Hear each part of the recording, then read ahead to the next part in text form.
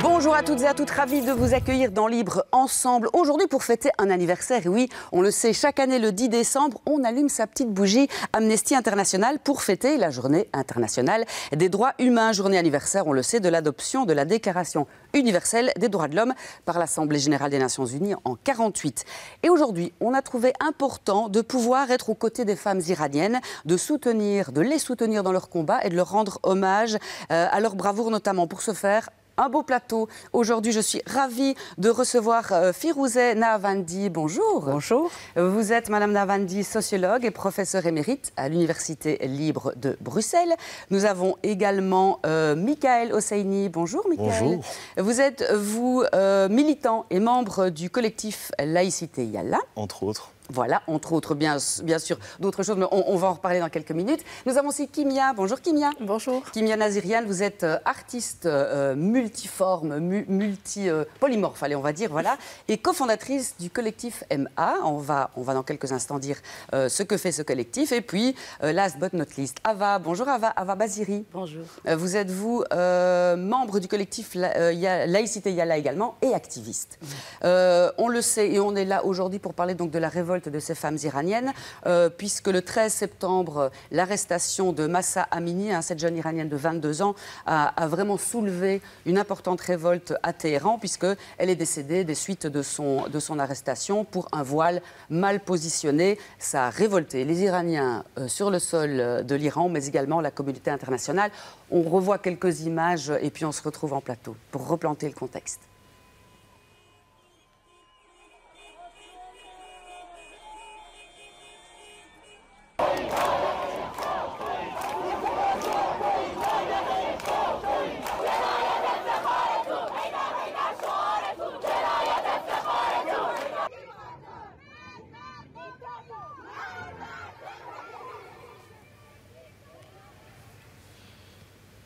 Voilà, Firouzeh Nahavandi, vous êtes professeur à l'Université libre de Bruxelles, professeur émérite. Et vous avez longuement étudié, notamment, toute l'histoire de l'Iran et les questions liées aux révolutions, en particulier celle de 79.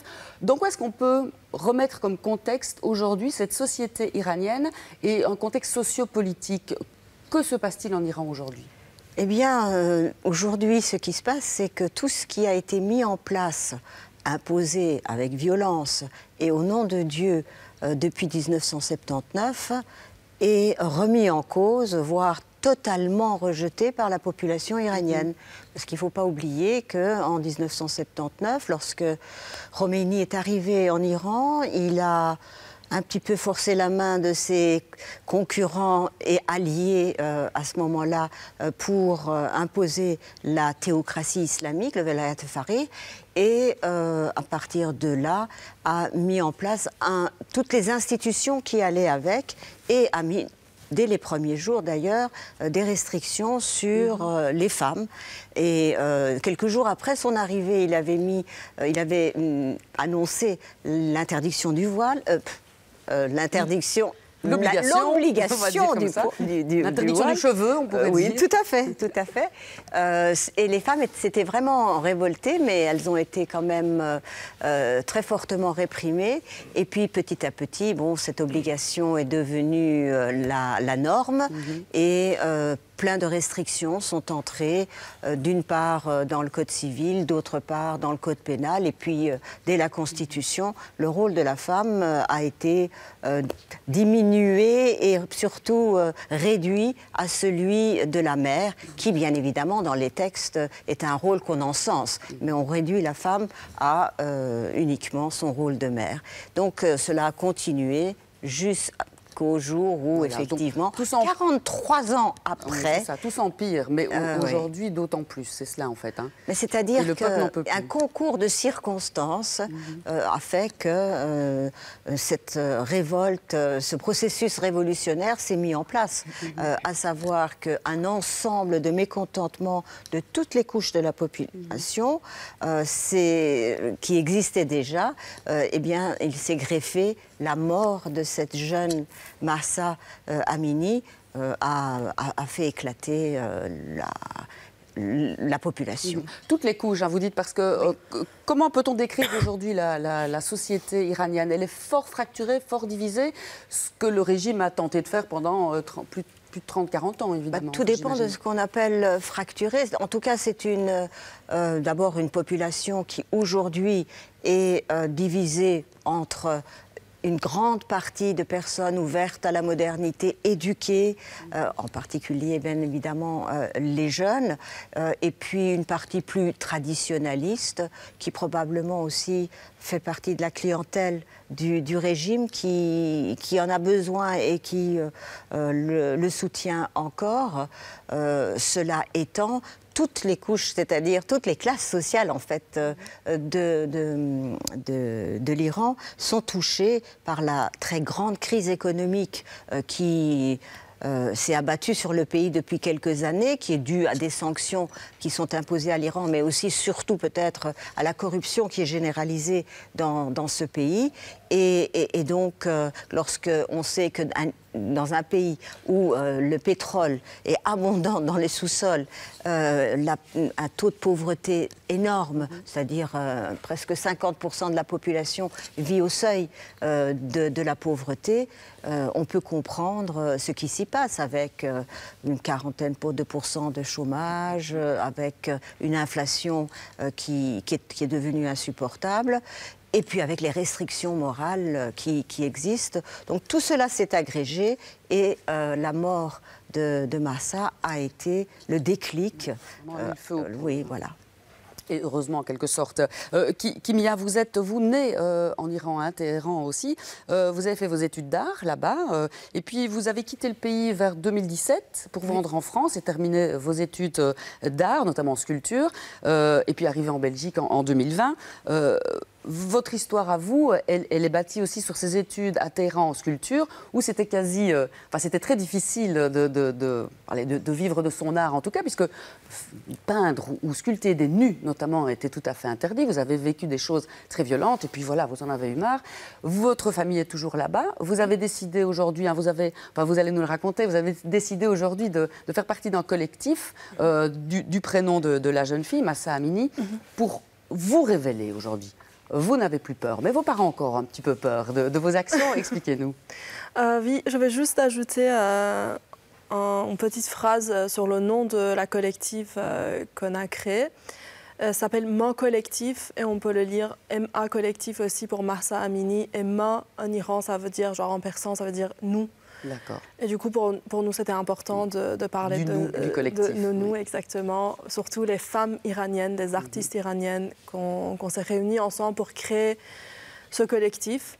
Et on va dire cette collective, parce qu'on n'est que les femmes dans cette collective.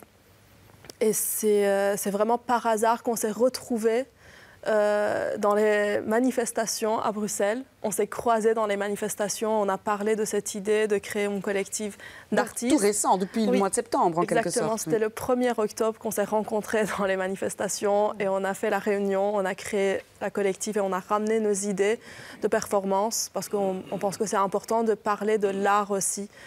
Dans ce qui se passe en Iran pour pouvoir toucher le plus public possible. Et voilà. Non, ça se passe en Iran, mais on va voir aussi vos performances dans quelques minutes. Okay.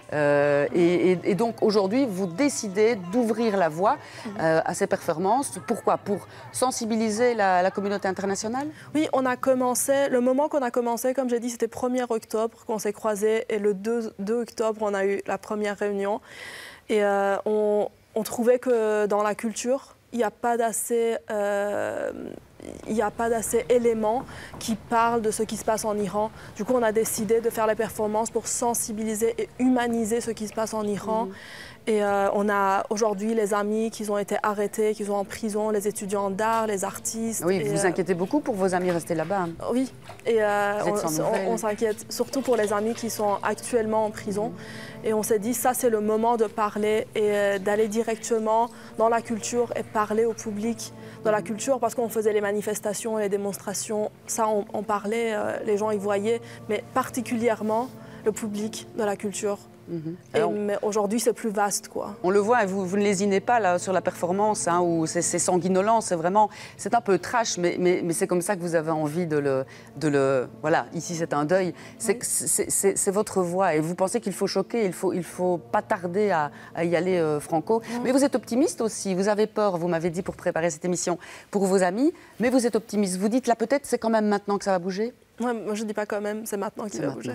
Et à chaque fois que j'ai eu la chance de parler avec mes amis en Iran, après quelques mois, on a parlé genre 5 minutes avec l'Internet, que c'est compliqué toujours. Mais quand ils m'ont raconté ce qui se passe en Iran, j'étais en mode, ça c'est sûr. Même à chaque fois que j'ai plus de l'espoir, je dis, mais si ces gens-là en Iran qui sont dans la rue, il me dit, Kimia, t'inquiète pas, s'ils m'ont arrêté, il n'y a pas de souci, dans 6 mois, tu vas venir, vous allez retourner en Iran et vous allez nous libérer. Et ça, pour moi, c'est un pouvoir qui me pousse à continuer à faire de l'art pour l'Iran, pour parler de ce qui se passe en Iran et de parler de ce qui s'est passé pendant 43 ans. Voilà, et vous criez effectivement cette histoire pour ne plus. Il y a une performance qui s'appelle Sound of Silence où on vous voit crier, mais des cris retenus et puis qui se libèrent. C'est assez prenant aussi. C'est ça que vous avez envie de propager. Voilà, on le voit à l'écran. Ce sont évidemment des performances que vous allez faire perdurer pendant des mois.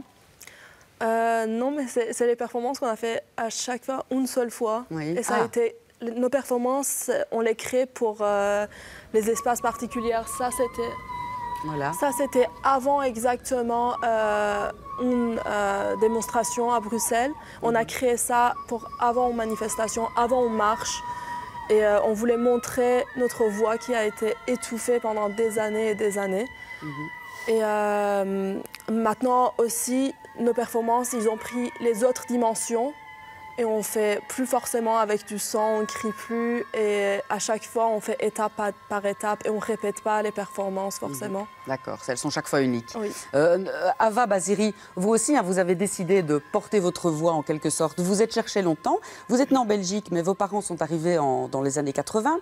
Et puis longtemps, vous avez oublié cet héritage. En tout cas, vous avez vécu votre vie. Et puis depuis quelque temps, vous vous êtes dit, mais non, en fait, j'ai des choses à dire. Je me suis trouvée. C'est dans l'activisme que je vais me réaliser. Oui, exactement. Et aujourd'hui, qu'est-ce que vous voulez dire et en quoi cette voix doit aider les Iraniennes d'ici et d'ailleurs? Oui, en fait, pour moi, c'est vraiment créer un awareness, faire en sorte que le monde entier le sache, parce que c'est des choses que jusque maintenant, avant ce mouvement, moi j'étais au courant à travers la communauté iranienne que je connaissais ou mes parents qui me racontaient, mais maintenant je vois que voilà, il y a ce mouvement. Mais je suis par exemple au bureau, au travail, et mes collègues ne sont pas au courant. On ne le sait pas quand il s'agit par exemple des femmes afghanes. On sait très bien ce qui se passe, ça a été couvert aussi par le média ici. Il y a des actions d'art comme Emma Collectif font maintenant, mais tous autour de, par exemple, la femme afghane, c'est existant, on connaît quand même. Ou la femme africaine, c'est des choses que voilà, mes collègues sachent et que moi je sais aussi, mais quand il s'agissait de l'Iran et la situation là-bas, c'est l'inconnu.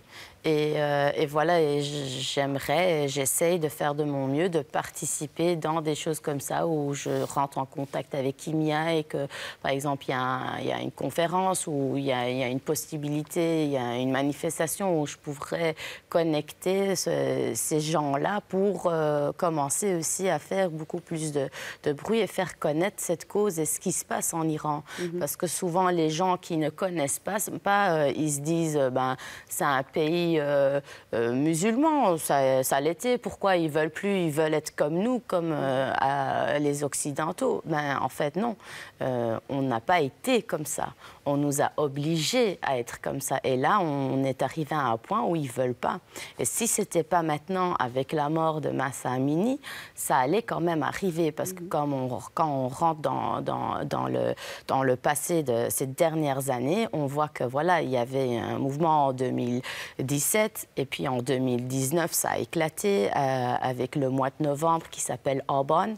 Et c'est en fait les années qui se suivent, ça se raccourcit vraiment. Alors si c'était pas maintenant, ça allait arriver. Et voilà, c'est maintenant ou jamais. Et on préfère aussi depuis le mois d'octobre, le 15 octobre, où on a même fait la communiqué de presse, on a dit on aimerait vraiment, pardon, non, c'était le 6 novembre, on communique qu'on aimerait bien qu'on arrête de parler d'un mouvement, mais qu'on parle vraiment de la révolution iranienne 2022. Révolution. Voilà. Donc là, on est passé à un degré supérieur de la révolte, c'est la révolution. Et Firouzeh, en préparant cette émission, me disait aussi, mais c'est un peu comme la voix des femmes afghanes qu'on a entendues, mais qui ont été pas chassé, mais l'actualité, en tout cas, les médias ont chassé cette actu pour une autre actu. Il ne faudrait pas. Il faudrait qu'évidemment, cette voix des femmes iraniennes et afghanes soit entendue. Tout à fait. Et aussi, vous pensez, comme Firouzeh, que les manifestations comme Kimia et le collectif font ici ne sont pas assez rendues par les médias?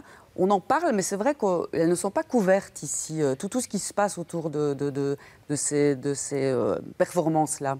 Oui, même les performances, si on met même ça à côté, même des autres communications, on communique vers le média, mais il ne passe pas le message parce que c'est pas le moment, parce qu'il y avait les élections au Brésil ou qu'il y a un truc avec l'Ukraine.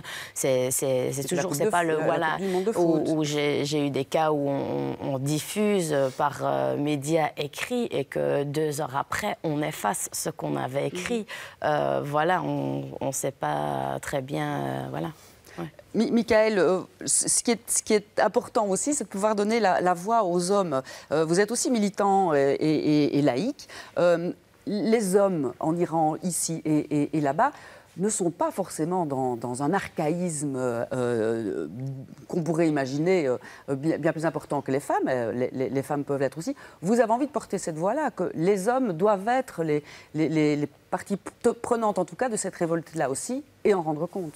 Mais absolument. Les hommes, comme les femmes, aspirent en Iran, comme en Europe, à davantage de liberté. En Iran, la majorité de la population aspire à vivre dans un État libre, démocratique, en tout cas respectueux des droits humains, des libertés fondamentales. Et j'ai envie de dire, les hommes ont aussi envie de voir leurs copines, leurs femmes, leurs mères, leurs sœurs pouvoir marcher librement dans les rues de leur ville, de porter les vêtements qu'elles veulent, voir leurs cheveux à l'air libre, si j'ose dire. C'est pas évident. C'est d'abord les femmes qui sont victimes de cet archaïsme, de ce conservatisme religieux du régime iranien. Mais les hommes, aujourd'hui, on les voit, soutiennent les femmes et je pense que c'est important. Oui, donc les hommes sont parfois même plus progressistes que certaines femmes qui seraient plus conservatrices en Iran, vous pensez? Il y a de tout. Notre société iranienne est une société assez complexe. Mais comme l'a dit la professeure Nahvandi, la majorité de la population iranienne, hommes comme femmes, aspirent vraiment à vivre dans un État où la liberté de conscience est respectée, dans un État où la liberté d'expression est respectée et où chacun peut vivre paisiblement. Donc c'est plus une question de génération aujourd'hui, en fait. Disons qu'aujourd'hui, la majorité des personnes qui sortent dans la rue réclamer les droits et libertés individuelles, c'est surtout les jeunes. Parce que c'est eux qui n'ont pas connu l'avènement du nouveau régime islamique en Iran en 79. C'est surtout des jeunes de 20 ans, 22, 23, jusqu'à 25 ans en partie. Et donc, c'est eux qui ont eu le courage aujourd'hui de mettre en place cette révolte qui prend de plus en plus des airs de révolution. Et j'espère qu'un jour, on pourra la voir le plus tôt possible. Donc la génération de vos parents ont un peu peur de vos actions ou ont peur de l'action des jeunes là-bas? Est-ce qu'il y a quand même une frilosité à se dire mais les répressions vont... Parce qu'on voit dans ces images que oui, toute la population soulève, mais les répressions sont encore là. Aujourd'hui, il y a des arrestations, on met en prison. C'est un réel danger. On a l'air de dire que la révolution est en marche et que tout va bien, mais on est optimiste. Mais là, pour le moment, il y a un réel danger. Est-ce que vos familles ont peur? On a peur forcément pour nos cousins, nos enfants, c'est tout à fait logique. Mais aujourd'hui, j'ai envie de dire, la population iranienne est prête à mourir debout plutôt que vivre à genoux. Parce que quand on n'a plus rien à perdre, eh bien, c'est là que le bas blesse et c'est là qu'on peut vraiment changer les choses. Kimia, vous me disiez aussi que vous avez appelé vos parents à Téhéran en disant je ne me tais plus, j'y vais, tant pis, vous avez peur pour moi, pour vous, mais je ne peux plus faire autrement. Ils ont accepté ça? Oui, ils ont accepté et ils sont d'un côté, ils ont peur, mais d'un autre côté, ils sont contents et fiers. Parce que comme j'ai dit, parce que toute ma famille, ils sont en Iran et ils sont juste contents que je ne suis pas en Iran d'un côté, parce qu'ils savaient que moi je vais être dans la rue ou même à la fac, parce que dans l'université, comme moi j'étais en Iran, l'université d'art de Téhéran, c'est quand même pas mal d'actions qui se passent en ce moment. Et même à cette époque, comme moi j'étais souvent dans par la cette culture, université, oui, même à cette époque-là, on faisait les manifestations dès qu'il y avait un petit souci. Mais moi j'ai décidé parce que je pense qu'il n'y a pas de choix. Si c'est pas maintenant, c'est jamais. Et il faut avoir peur de quoi? Moi je suis ici dans ma privilège d'être en Europe et de faire les actions culturelles et rentrer dans les démonstrations, dans les manifestations. Mais il n'y a pas un vrai danger pour moi. Le vrai danger, c'est pour mes amis qui sont dans la rue actuellement.